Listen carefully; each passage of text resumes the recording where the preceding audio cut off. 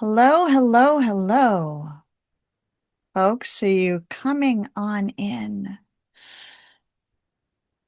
Welcome to the Compassion Consortium. I'm one of the co-founders of this organization. I'm the Reverend Dr. Sarah Bowen, and I'll be guiding our service today with the help of a whole bunch of other people who help keep the consortium thriving, including co-founder Reverend William Melton, our visionary who started this whole thing about 5 years ago, and Victoria Moran, who helped him do that, as well as some ACT team members we've picked up along the way. Rev Marshall Hammer, who came on to help create the chaplaincy program, and Jody Jacobs. We've got board member and director of engagement, Jen Baker, here with us today.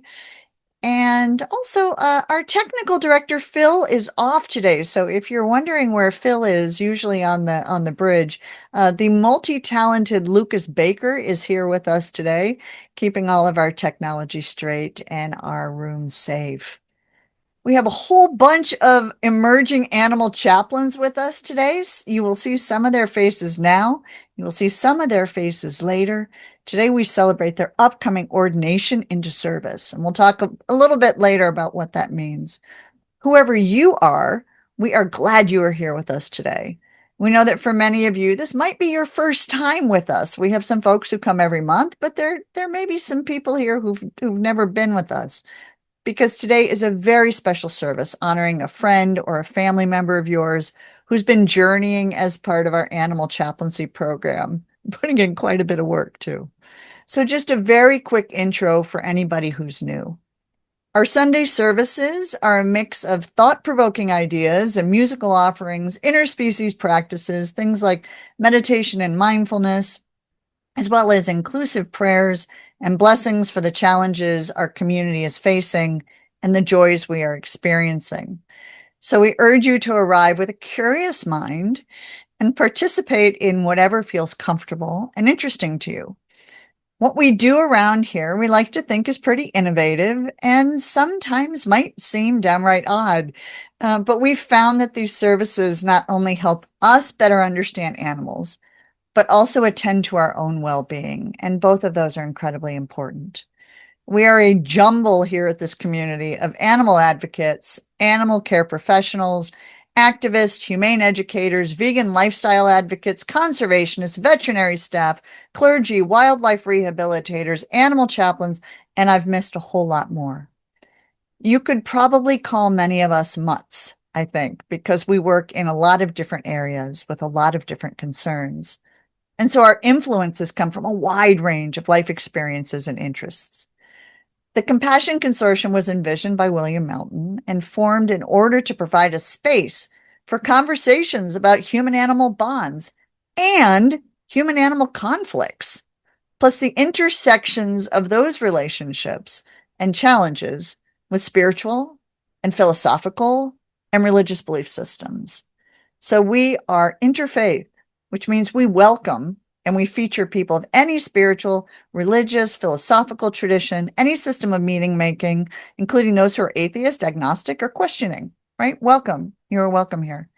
We're also interspiritual, which means that we believe that underneath all the particularities and the specificities of rituals and practices and sacred texts and words, that we can find this deeper unity of experience and desire for peace and service to the earth community. And finally, we're interspecies, which means we desire to have a really, truly inclusive spiritual community that rejects this idea of human superiority or humans are at the top and considers the needs for the many, many species that we share this planet with, not always so well. So to help us enter the mindset of a more than just human world, I invite you right now to take a few deep breaths.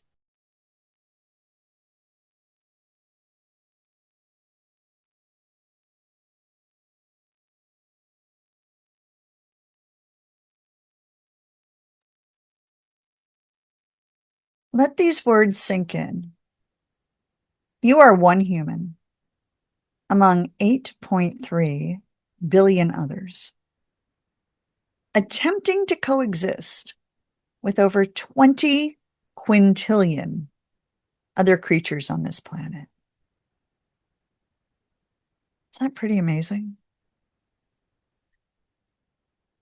And today, what comes to mind for me, besides our graduates, are that some of those 8.3 billion humans and those 20 quintillion other creatures on the planet are dads, right? Is anyone celebrating Father's Day, Grandfather's Day, Fathering Day, all of the different versions that we have of this, right? So this being Father's Day, we want to include fathers of all species, from fathers, fathering figures, all of those who contributed to each of our lives, to the fascinating fathers of other species. We'll start with one, gorillas. Lucas, if you have a moment, could you please share our first video today for our contemplation? So any of the dads here, I'm wondering if that's similar to any of your experiences, right? Just take a moment to think about that. This video is a bit tongue-in-cheek, right? The PBS team is trying to help us kind of understand and point out to some of us older folks who may have learned things about animals, that some of those things have been debunked. They've been disproven, they've been expanded, or they've been nuanced, right? We know a lot more about the alpha male now than we used to know about what an alpha male stands for. Dads show up in all shapes and sizes. So let me tell you about another couple of dads. In the species named Darwin's frog, after females lay the eggs, tadpoles grow inside the male's vocal sac, and when they're ready, he spits them out as fully formed frogs. Was anyone a dad like that? Probably not, right? That's a specific type of frog dad. I think that's pretty cool. Seahorse dads get pregnant rather than seahorse moms. And did you know that marmosets, dads are primary caregivers, only handing off their young ones to mom when it's time to eat? And father wolves go so far as to, I hope you're not eating right now, but regurgitate food for their pups. Honoring all of the dads of these animal communities, these things that might seem a little odd to us, or frankly to me, a little, I don't know, I don't think I would want to do that, is because it's coming from a human perspective, right? So honoring the dads of all of the species and the things that they do and the things that they put up with and the wisdom that they give us. And the human dads are included in that today. So thank you, dads. It's also Pride this month too. So just take a moment to say happy Pride. And let's honor all the beings of all genders, all sexualities, all family structures in all places on the globe. And now let's start honoring some of these emerging animal chaplains. Our first opening practice today comes from Michelle Whitney, who brings in a feline flavor to start our day with an opening blessing for cats who might be wandering around our Zoom spaces or wandering around your sacred memories today. Hello, everybody. My name is Dr. Michelle Whitney.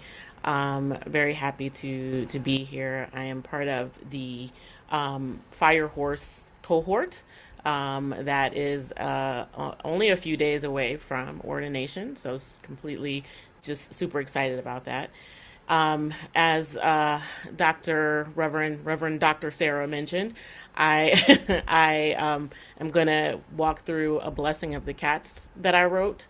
And so part of that was inspired by my love for cats, but also my love for one specific cat whose name is Samson, or was Samson, who was with me for 17 years until I made the decision to put him down. And so a lot of the things that I do and a lot of the work that I do is inspired by that relationship. And so, one of the other wonderful parts of this curriculum was the opportunity to be able to write a blessing. And so, I have, when I hear the word bless or when I hear the word blessing, as someone who happens to be a Christ follower, I navigate to the Beatitudes. And so, what I did was I just adapted the blessing that is in the Beatitudes to a blessing for the cats. And I wanted it to be a little bit more earthy than the normal Bible version. So I sought out the First Nations version of the New Testament, which is an indigenous translation of the New Testament. So here is the blessing of the cats, blessings of the good road, adapted from the First Nations version of the New Testament. So this is for all the cats of the good road. So Creator's blessing rests on the homeless cats, the millions of strays across the globe, those without humans to love them, some surviving, others left with broken spirits. The good road from above is theirs to walk.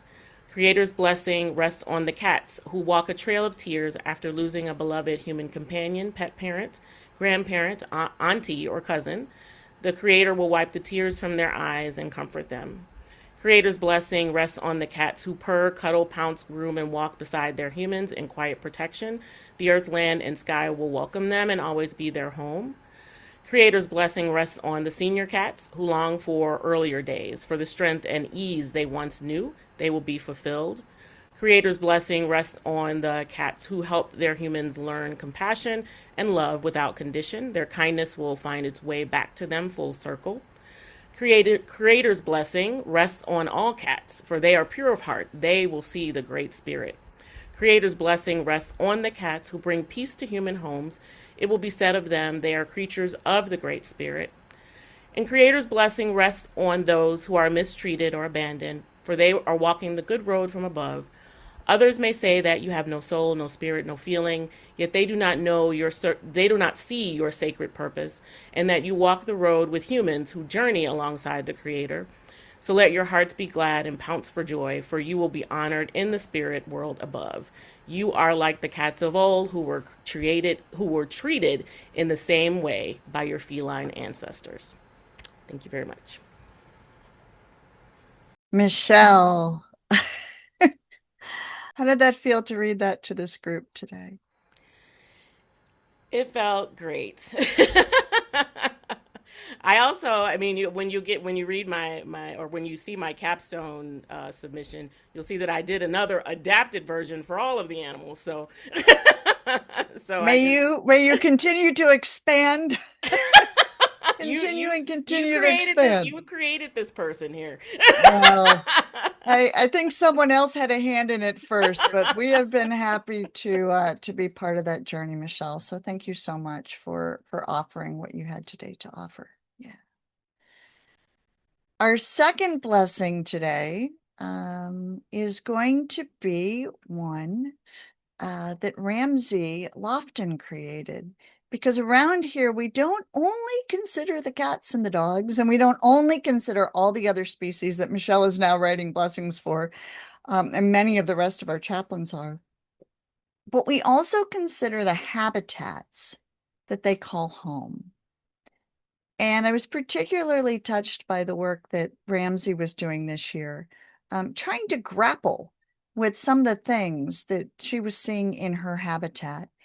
And so she created a practice called a hospice blessing for the Middle Rio Grande. So we're going to go ahead and share that with you right now. That's about a 3.5 minute practice. So I'm just going to invite you to take another breath. We like to enter these as if we are practicing with people when we watch videos, not just consuming content like we might do when we're scrolling. There's a way we might try to understand what they're trying to tell us. I'd understand a little more about what went into this. And so I invite you into practice with Ramsey, and then we'll hear a little bit from her afterwards.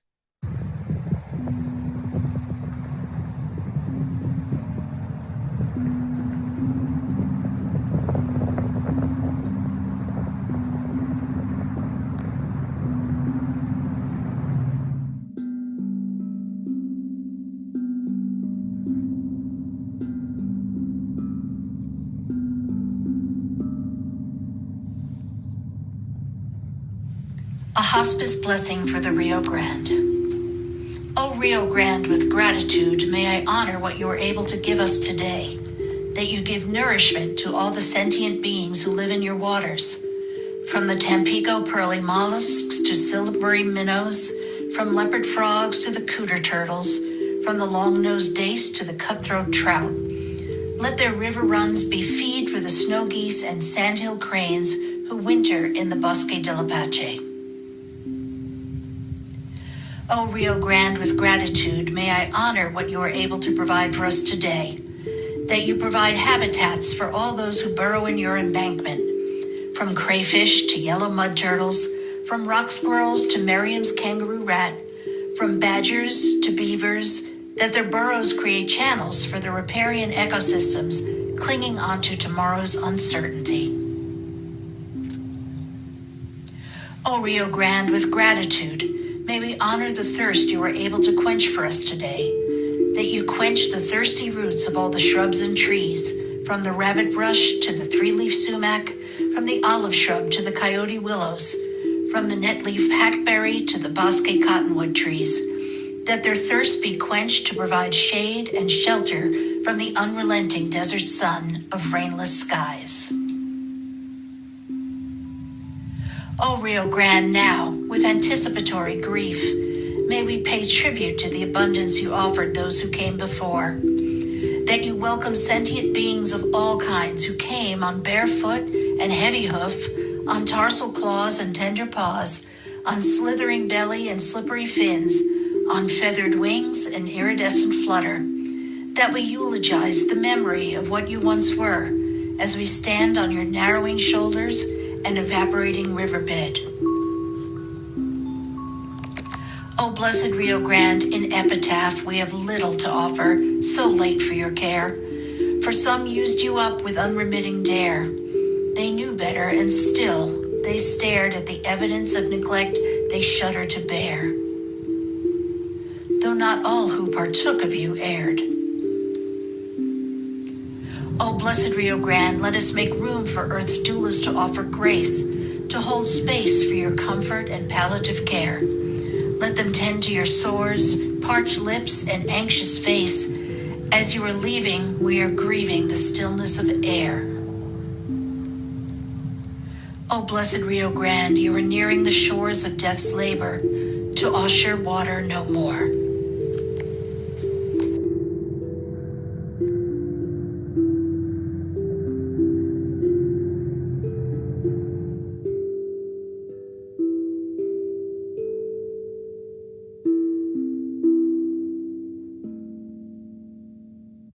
Getting some love in the chat on that one, Ramsey. Let's get you on up here for just a second. Hi. Greetings, everybody. Thank you for watching the video. Well, I'm humbled to be with all of the fire horses and their family members who are here also to join with us. I have to say that a large part of my draw to Compassion Consortium was my personal, excuse me, feelings. Woo.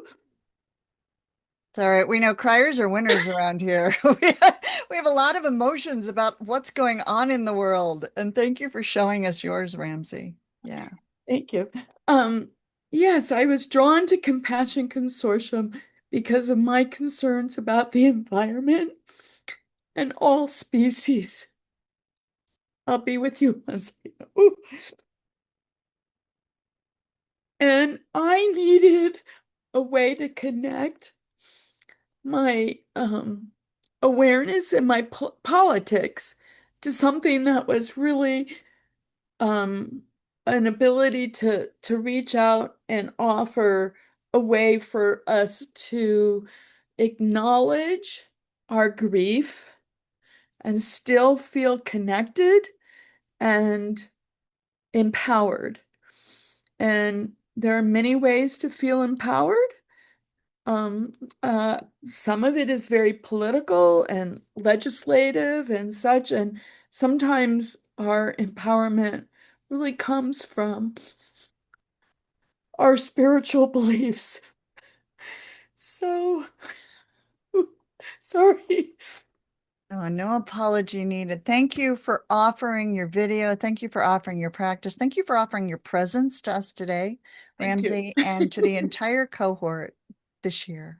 Yes, Thank thank you, you. Compassion Consortium. I'm so grateful to all of you.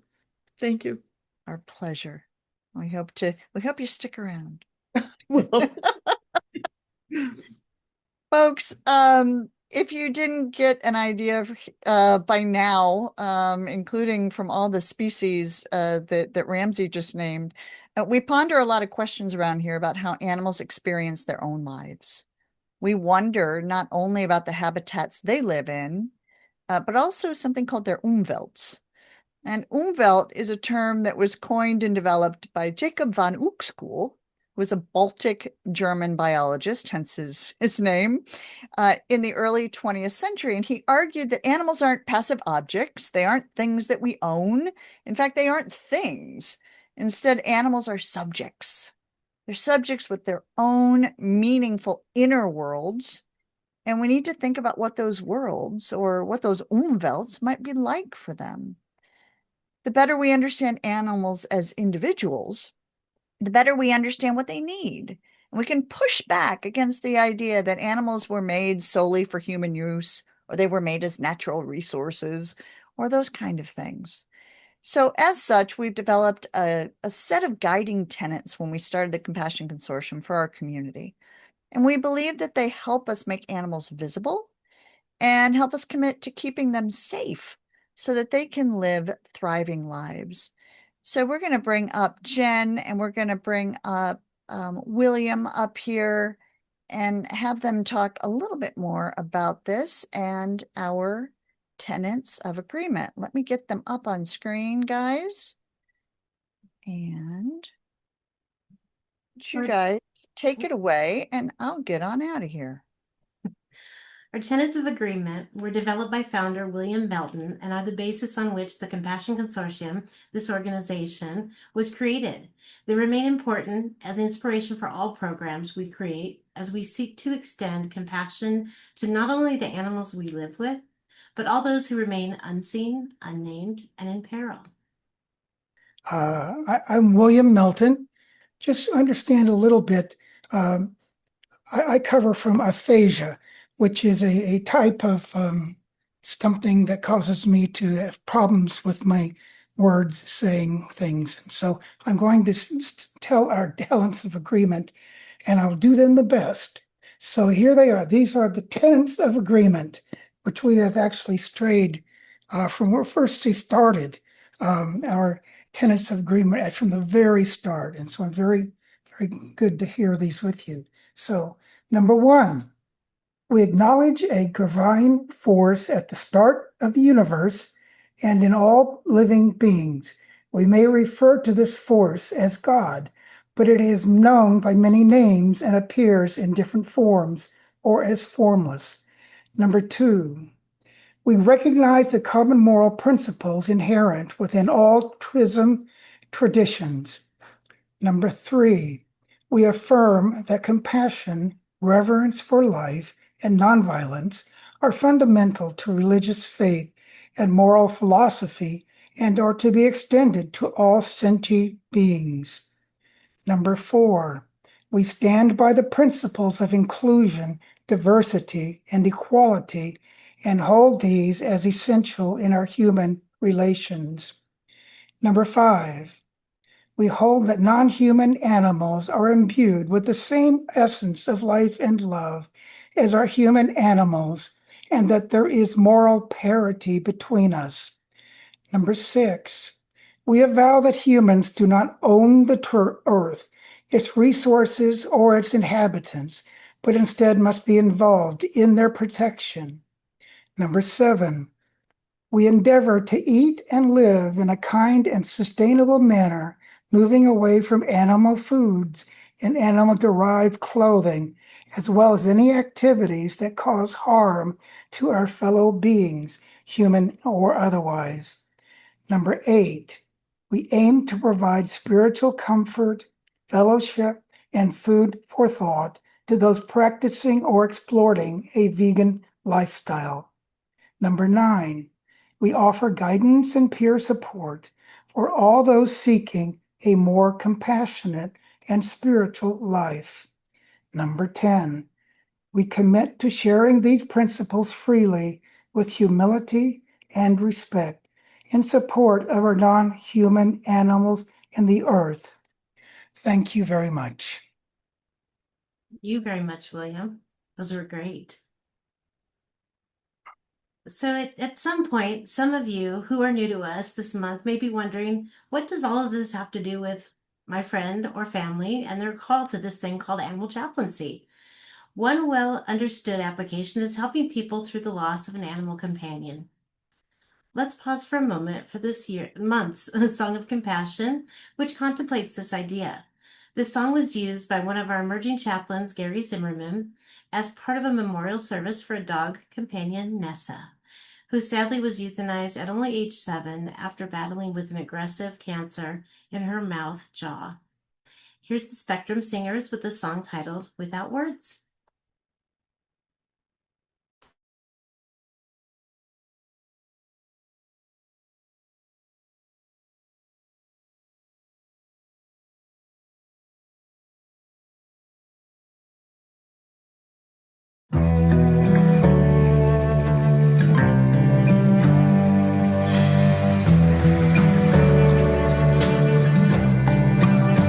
So hard to come home now.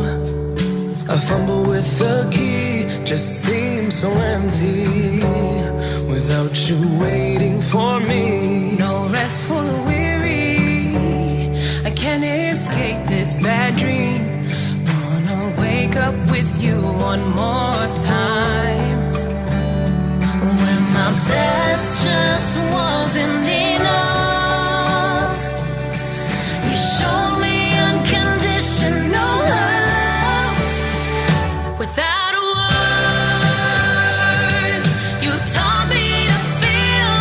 Without words, you showed me what's real.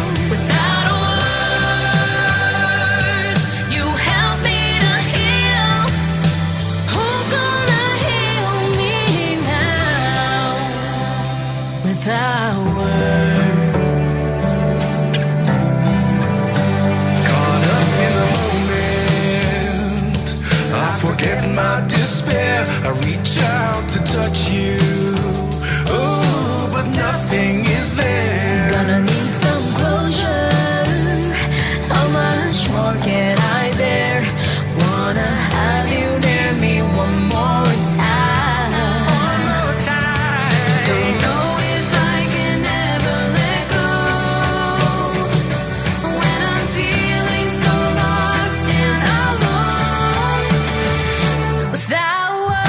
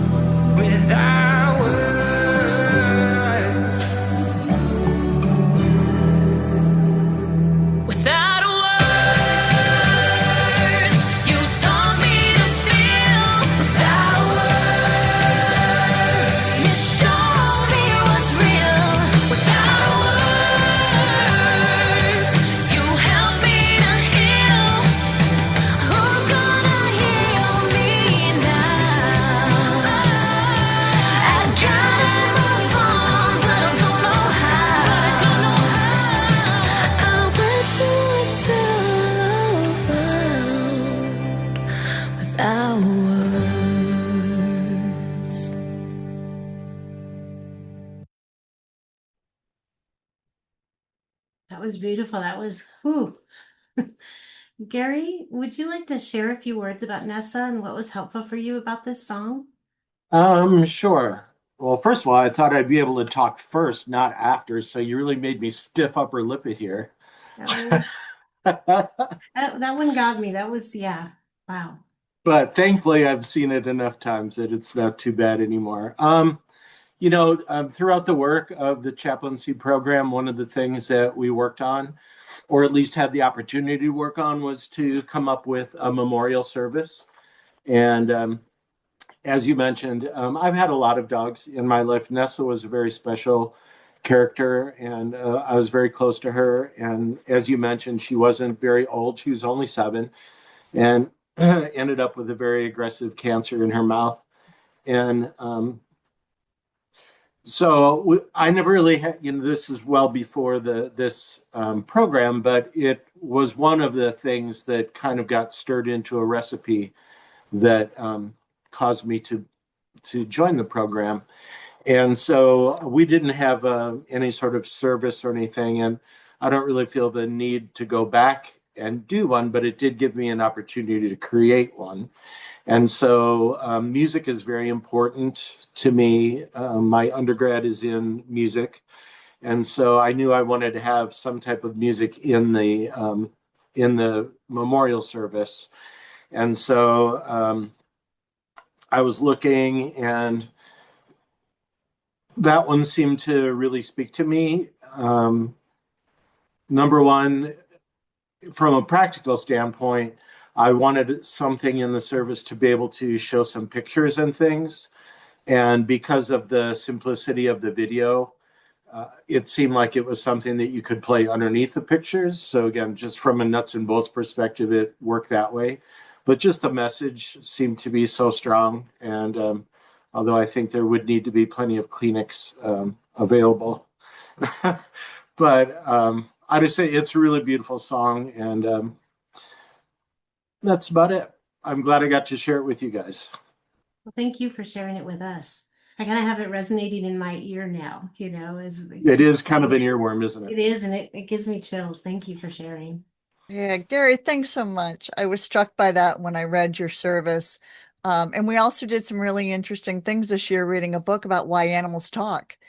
So looking at that, I kept wanting to insert beyond human words and thought about like, what words does Nessa have? And what words do all of the that we really wish we could understand, right?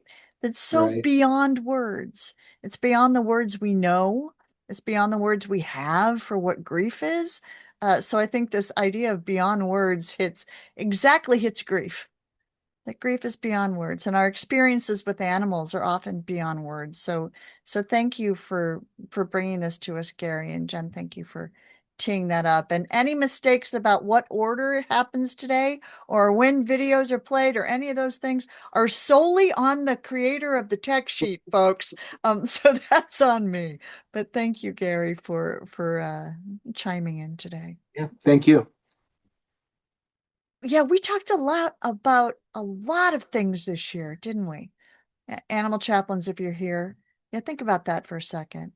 And beyond companion animal loss, often known as pet loss, right? But we call it animal companion loss around here for a couple of reasons. But ask your animal chaplain if you want to know about that. The chaplains graduating from the program extend in a lot of other directions too, as you've seen with the way that the taste that you've gotten of some of their work. There are people who work with, care for, care about animals who also have a hard time beyond just animal, well, I shouldn't say just animal companion loss, but beyond animal companion loss, figuring out how to feel about what they see going on in the world, like Ramsey showed with the Rio Grande, or what people see happening in the shelter that they work at, or the folks who are in humane education, right? Some of the challenges they go through. Sometimes they don't know how they feel. And if they do know how they feel, they can have a hard time figuring out what to do with those feelings. We are so used to saying, I'm sorry, and stuffing it. Chaplains, chaplains are perfect for this time because many of us work at the intersections of animal advocacy and human social justice and multi-species justice and grief work and all sorts of things. And we know it's messy work. We know it's heartbreaking work.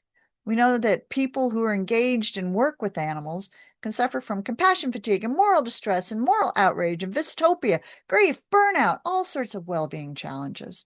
And that's where animal chaplains come in too, beyond animal companion loss. So we're going to get to talking about those chaplains now, and then we're going to honor them one by one here. And what we're going to start off doing is I want to tell you a little bit about the year that we had and show you some photos. And it's important for me to note that in addition to becoming animal chaplains, the folks we're going to highlight today have a lot of other skills they come with life experience and all sorts of things. But I'm going to just share with you a little bit about what we did this year. Let us indeed celebrate our newest animal chaplains, right? I just want to say, yahoo! This is our first part of 2 parts of celebrating them. The next part will go on next Saturday. And this is our part where all of you can be here. I like to think in my mind, they look like this. Chaplains, pick out which horse you are. But that's what they look like in my mind. This is what they really look like. This is this year's class. What an amazing group of people. What an amazing, amazing group of people. And they are spread out all over the place. And they also become now part of a group of almost 200 chaplains in our community, all over the US and Canada. We've got a couple folks up in the UK. We've got some folks in France, Philippines, Kenneth over there in Kenya, Kenneth in Kenya, and a little crop that's starting in Australia. We've got a couple more Aussies coming on next year, but they are all over doing all sorts of amazing work. And we also took some of them out on the road this year. We take some chaplains out on the road every year. I want to talk to you a little bit about what those who were on the road with us did, so you can kind of understand all the places that animal chaplaincy goes. The first place we went was Baton Rouge. And Megan and I headed out to Baton Rouge to the National Wildlife Rehabilitator Association's conference, which is about 400 folks who work in wildlife rehab. And if you have never met someone who works in wildlife rehab, man, that is tough work. That is tough work, and that is work that is almost always supported financially by the rehabber themselves and their need to get money, and also having to deal with a lot of state laws and federal laws that are endlessly complicated, as well as protocols for not getting zoonotic diseases, rabies vector species, all sorts of things. So we went to check it out, and we had our little tabling event. Megan and I stood there all day and, asked them, hey, do you have any stress in your job? And then we handed them tissues, or we listened to their stories about possums. And we spent a lot of time there just talking to the folks, understanding that wildlife rehabbers also need chaplains.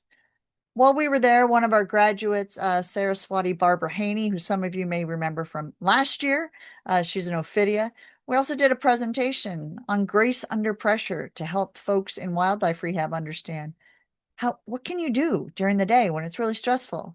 Well, slow it down, ground with some practices, connect with other people who are helpful for you, and then reflect after the crisis or the fire is over on how it went. What went well? What would you like more support for? So we spent 2 days down there, got back home, had a few more ACT classes, and then we headed to Pittsburgh. I'd like to say we invaded Pittsburgh. We went to the Humane Wildlife for Animals, which used to be the Humane Society. You would know them as Humane Society Conference. Their annual Animal Care Expo of somewhere between 2,500 and 3,000 people who come to this conference. And while they're there, they visit this trade show floor. If you've ever been to a trade show, you understand that they're very busy, very noisy places full of people selling you wonderful things like the gloves you need for that wildlife stuff or the dental equipment you need for the dogs. All sorts of things going on in there. There was a catio with cats to be adopted. There was a dog run where there were dogs to be adopted. It was a bit of mayhem for the people who were there. While we were there, I did here's me looking serious. Here's my other look, folks. That's my serious look. We don't see it often, but here it is.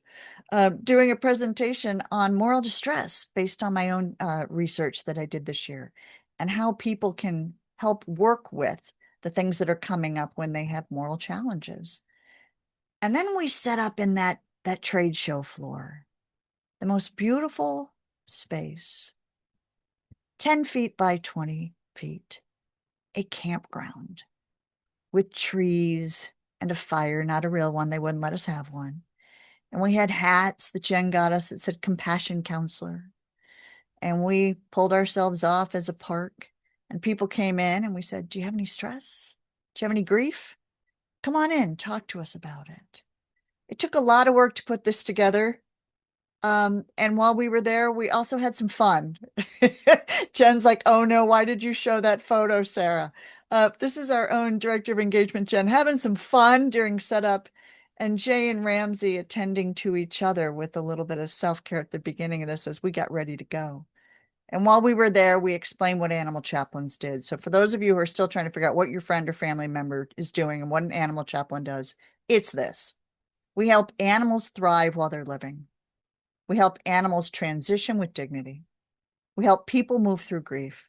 We help activists recover from burnout. And we help animal care professionals thrive. If you've been journeying with any of these animal chaplains this year, they also might have had an impact on you. Does anyone feel like they had an impact on you? Did they ask you lots of questions or talk to you about squirrels? If they talked to you about squirrels, that's my fault. What did you feel like you were along for the journey in some way? Were you curious about what they were doing? My own journey with my family, as I've been going deeper into this work, has been really fascinating. My mother and I started on very different ends of how we relate to animals. And we've had a lot of amazing conversations over the last 15, 20 years. And when I got home from showing the photos of what we did in Pittsburgh, she had sent me an entire box of animals who were not represented in our booth and said, I sent you more animals for your booth. And I, having just unloaded the car from the trade show, thought, oh, what I need, more stuffed animals. But I smiled and thought, how beautiful, Mom. You sent me more stuffed animals. I'll put them with the trade show stuff, in the box, and they'll be ready for next year. To which she texted me back and said, in the plastic bags? You need to let them breathe. And I thought, oh, here's my 84-year-old mother who used to get a little upset at me at Thanksgiving for what I was eating and what I wasn't eating. And we had all sorts of conversations about that. Concerned about stuffed animals in bags and the label that they were given, the petting zoo. So we may have had an impact on you folks. Your animal chaplains may have had an impact on you. They are out in the world. I am looking at their capstones. They are doing amazing presentations about the work they're doing. They are creating memorial trees. They are having celebrations of life. They are working directly with dogs in shelters and at home. They are creating Church for Animals Sanctuary. My God. They are working with all sorts of species beyond dogs and cats. They are creating beautiful rituals in their religious traditions and their spiritual traditions and their belief systems. They are setting up entire setups at veterinary offices to help veterinarians with grief and with loss and with stress. So without further ado, knowing hopefully now what they do, knowing that they came to us as pastors and PhDs and MSWs and veterinarians and hospital chaplains and animal behaviorists, shelter staff, Reiki practitioners, well-being professionals, and more, and spent 9 months with us, I would love another 5 hours to tell you about everything they do. It has been absolutely my pleasure to witness how they have integrated our curriculum within their deep expertise, their life experience, to create some of the most creative and useful practices and rituals and workshops, liturgical offerings, and educational programs I've ever seen. The talent in this group, the talent in this community year over year is absolutely awe-inspiring. With that, I am going to hand it over to Reverend Marshall to introduce you to the entire cohort who will be ordained many of them with us in New York.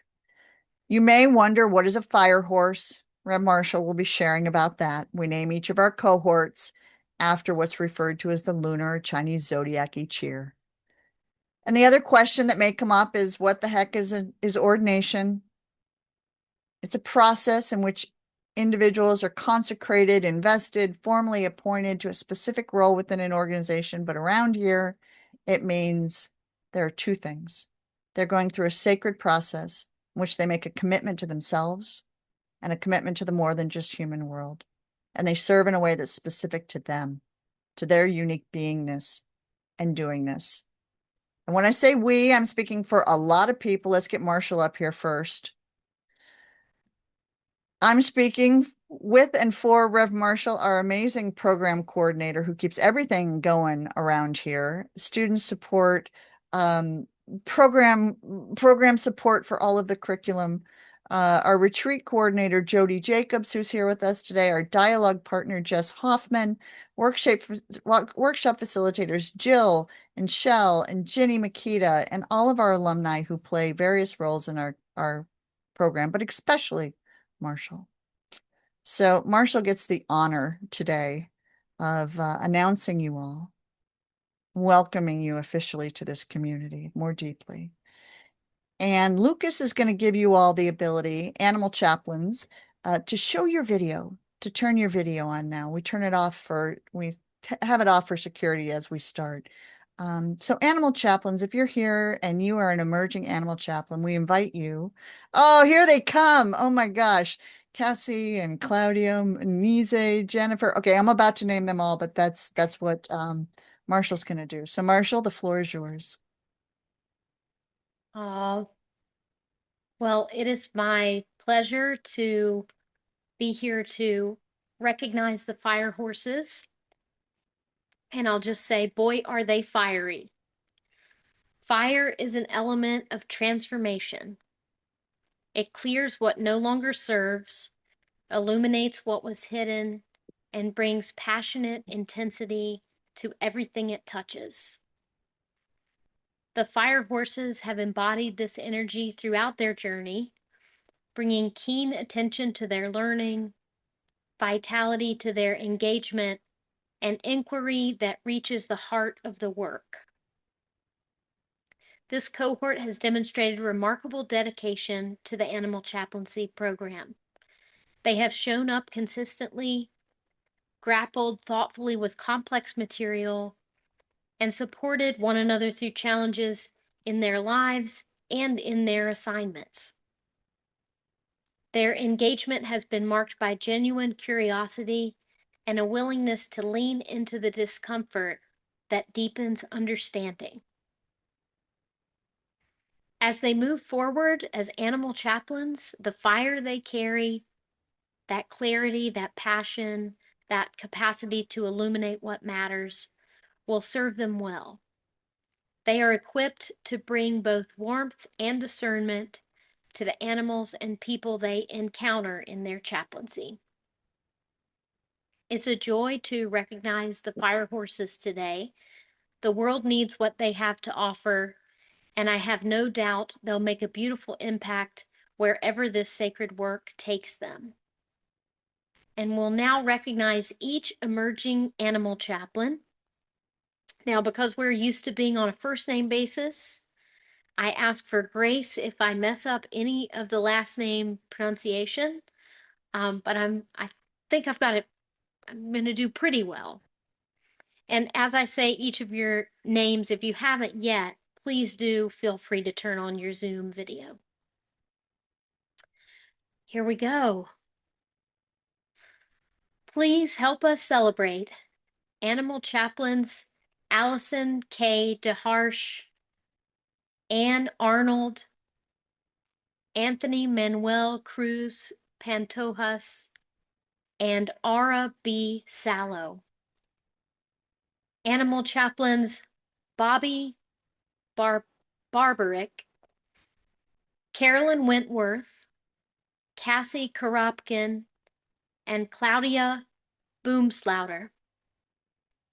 Animal Chaplains Desiree Chantilly Merez, David J. Sturkin, Dawn Clarkson, and Emily Jane Montman.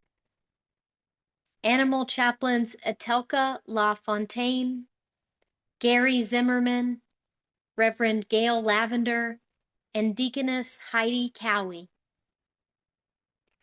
Animal Chaplains Irina Elliott, J. L. Austin, Reverend Jennifer P. Kurbas, and Carrie D. Nelson. Animal Chaplains Kathy R. Benz, Christy L. Hodson, Mackenzie Altarelli, and Dr. Manize Mirza Gruber. Animal Chaplains Megan Blair Berg, Dr. Michelle L. Whitney, Rabbi Mikhail Salita, and Moni B. Rollins. Animal Chaplains M. Monica Schlur, Paris Tiffany Houston, Reverend Paul W. Mallet, and Ramsey Lofton. Animal Chaplains Sabrina Joy King Bell, Charlene F. Woods, Sherry Lee Gutierrez, and Stephanie G. Jones. Animal Chaplains Tiffany A. Stegmiller, Valerie Jean Haskins, Vicki L. Paulson, and Wendy Jo Wigger. And we also celebrate Animal Chaplain Beth Mandelbaum of the Sacred Bovine cohort today. I now invite all of you attending today, friends and family, turn your video on if you'd like, and put Zoom in gallery view to help celebrate our chaplain candidates.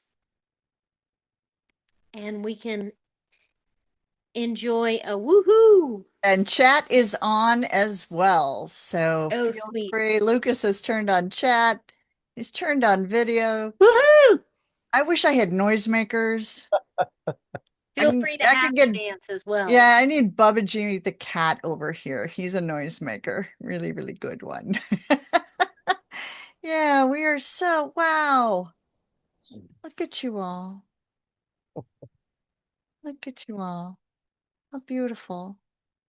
How much love that's coming into the chat for you all as well. Yeah. Take a breath. You've done a lot of work, right? A lot of doings and a lot of beings, and here in the witness of your friends, your family who've showed up today for that. We invite you to support these folks, support this cohort, right? Thank you for all that you do to keep them going, to keep them filled, to keep them sustained, and help you. And thank you for the things that you also do for animals in your own life, the animals who you come in contact with. And thanks to the team here at Compassion Consortium, and especially to Rev Marshall, Jen, Lucas, William, Dana, and Victoria, everybody. You are all amazing. If you feel yourself called to this type of work, folks, if you're sitting here today and you're like, well, maybe I would like to do something like that, consider becoming a goat. Come on over to become a fire goat. Our enrollment is open now for the next cohort. If you're here today and you want to register, Jen will put the link in the chat. But if you use Horse F and F, Horse Friend and Families, at the registration link at the application form, you'll get a discount, right? We do a 10% discount for anybody who comes in through friend and family. So we are really grateful for all of you to be here today. Yeah. So what else do we have to do, Marshall, before we head out of here today? I think we tend to do a little bit of prayers and blessings here. So do you have any final words for these folks before you get in your car and you drive on up to Farm Sanctuary in New York for the big hoopla on Saturday? Well, I'm really looking forward to it. It's almost time. I need to pack. I mean, that's what I need to do before I get there.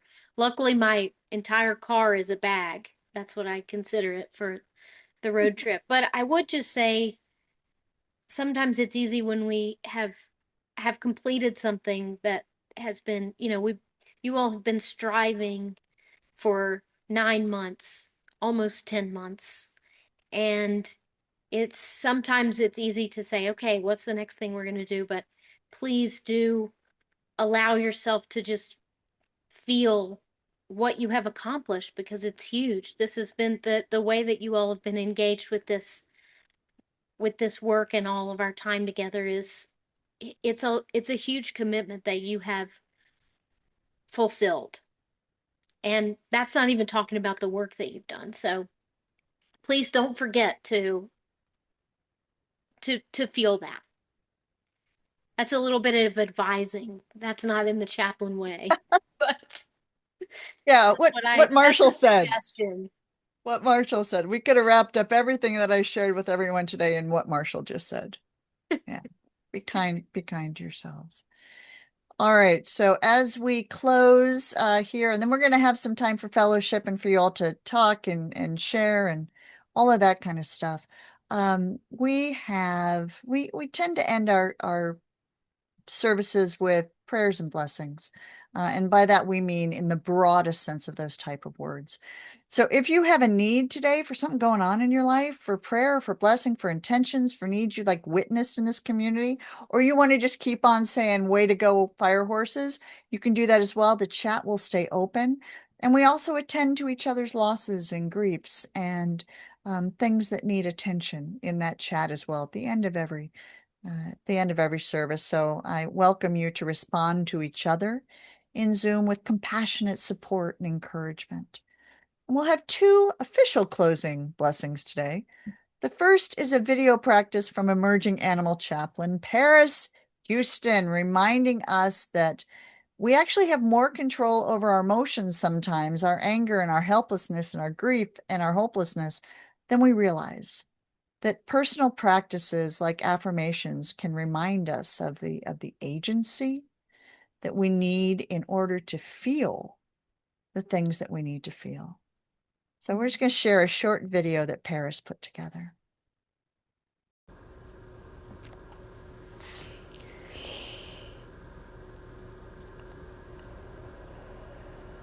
Today, I set the intention of being happy. I release any emotions that are no longer serving me, that are holding me back, keeping me in the past, keeping me from living happiness, which is a choice, keeping me from living in the now. It's okay to feel grief, for every emotion I feel is meaningful. I let go of my sorrow and I hold on to the love I have for my loved one. I honor my loved one by living fully.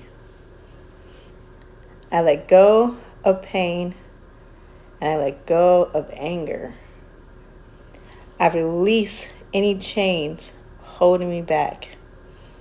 I live in the now and let go of anything controlling my emotions because I am in control. I have to tell you, Paris, I've been using a version of this in my car with hand lotion, actually. When I start to get really stressed during the day, it is a beautiful, beautiful practice. I want to coerce you up here to say hello, but I'm not sure if you're in a place where you're available to do that. Yes, I'm home now. Alrighty. Yeah, tell us a little bit about that. So what are you using there? What's in this? And tell us a Yes, little bit just about this practice. It's awesome. yes, there's a little bit of like holy oil and um like essential oils, calming, um, and just I don't know. It's a practice that, like you said, to let you know that you're in control of your emotions. And no matter what you're going through, it's okay to be angry. It's okay to be sad. It's okay to feel those emotions. It's just not, just don't stay in them, you know, and, feel them and then let them go and breathe. And that's what I was doing at the beginning. Like breathe, take it in, feel it, and then woosah, let it go. Yeah. I love this. Like I said, I'm using this in my car, which is where I have a lot of my emotions, so that I don't have them with other people, where I might hurt people with those. We know which emotions we're talking about right there. And it's just really just a reminder to myself, like, take a breath, right? Just like you said, feel the anger, or feel the sadness, or feel the disbelief's been coming up for me a lot lately. Like, Hmm. I don't really know what to do with that. I'm going to discombobulate anything that's coming up and remind myself, just feel it, and then turn on some really great music and drive Yes. where I need to drive. So thank you for this. And for folks, if you find this useful, Paris's practice, Paris, you're sharing this practice. We can pick that one on up, right? Yes. Yes. Great. All right. Thank you so much for sharing it. Spoken like a true chaplain there. Thank you. You got it. And we have one more blessing we're going to do today. It's one we do every month. I'm going to bring up Dina here. Um, Dina, what cohort were you in? Oh, you're muted. I was in Ophidia, the You were wood Ophidia, weren't you? Yes, I was. Yeah. So Yeah. we need to presence here that we have Ophidia, rabbits, and dragons in the house. And sometimes they get all jumbled in my head, but Dina is also a member of our spiritual leadership team around here, and recently came on board to help out with that. So, what we are going to do is I'm going to turn it over to you with the words that we use as our final blessing. Then Jen's got some announcements, and then we're going to let y'all have some hoopla around here. So let me get that blessing slide up for you here, Dina. And Our final blessing of intention is one we offer as a community each month. Today, please join me in saying these words, offering them to all beings present here, all spoken of, and all on our minds as we leave this place. The closing prayer blessing together. May all creatures everywhere be happy and free. May the thoughts, words, and actions of our lives contribute to this happiness and this freedom for all. May it be so. Amen. Amen. So mote it be. Shanti, Shanti, Shanti. if we missed your closing word, folks, feel free to add it on in. This is a diverse community. Yes. So we end our prayers with a lot of different words. If we missed yours, feel free to add it in there. Dina, thank you. Beautiful picture. You're welcome. Yeah, how are you feeling a year out from your ordination? And you're a reverend as well, but from completing this chaplaincy journey last year, how's it feeling a year out? It feels great. It seems like a long time ago, but it seems like yesterday. One of the best decisions I've ever made. And I'm just happy to welcome everyone who's coming in and my friends from the years before. And I just love, love, love this group. I'm excited. Well, we are so glad you're here, and that's a official invitation also to your fire horses. Stick around. That's Stick right. around. All right, Dina, you want to hand it over to Jen?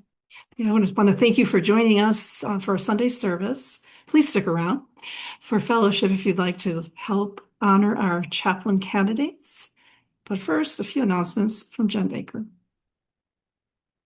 Thank you, Gina. Yep. So thank you all for joining us today. And before we start with our upcoming event announcements, I invite you to make sure your name is visible on your Zoom so we can call on you as you raise your hands to share during fellowship. Join us for our next Sunday service on July 19th featuring Rajan Nidu. We'll also be back to our normal service format with interspecies practices, blessings and prayers, a new song of compassion, and fellowship breakouts after the service. And if you're new and you'd like to learn more about the Compassion Consortium, we'd love to welcome you to our community. Just go to the link in the chat for our I'm Interested form. And our June Compassionate Circle is open to everyone this month. So on this Tuesday, June 23rd at 8 p.m. Eastern, we will enjoy a special night of art and animals with Patricia Denny's, MFA, and Reverend Dr. Sarah Bowen. This event is part of a Compassion Consortium exploratory series connected to Reverend Dr. Sarah Bowen and Patricia Denny's work for the 2026 Oxford Center for Animal Ethics Summer School. And our next chaplaincy program starts in September. Animal Chaplains provide support for both animals and humans by using deep listening skills, sacred ceremonies, interspecies spiritual practice, and companionship for all. Learn more about it here.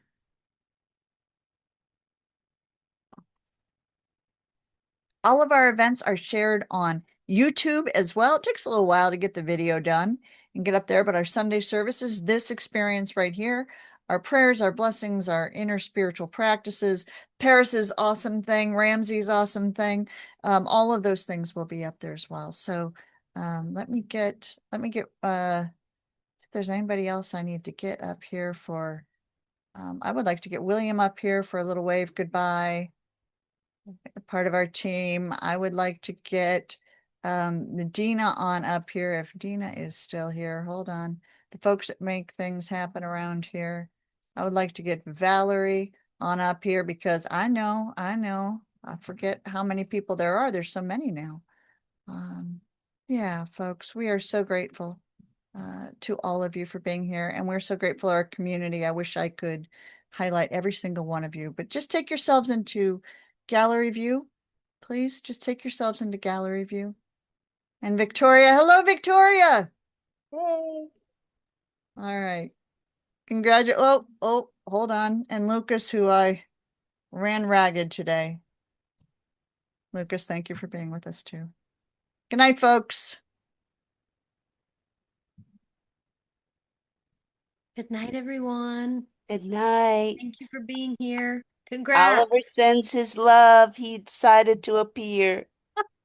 To all the dogs, the cats, the other beings who are with us today. Yes, we like chaplains of all shapes, colors, and species around here. So get us some more dogs, cats, and other folks around here too. Yeah. Good night, friends. Take care. Love you guys. Love you back.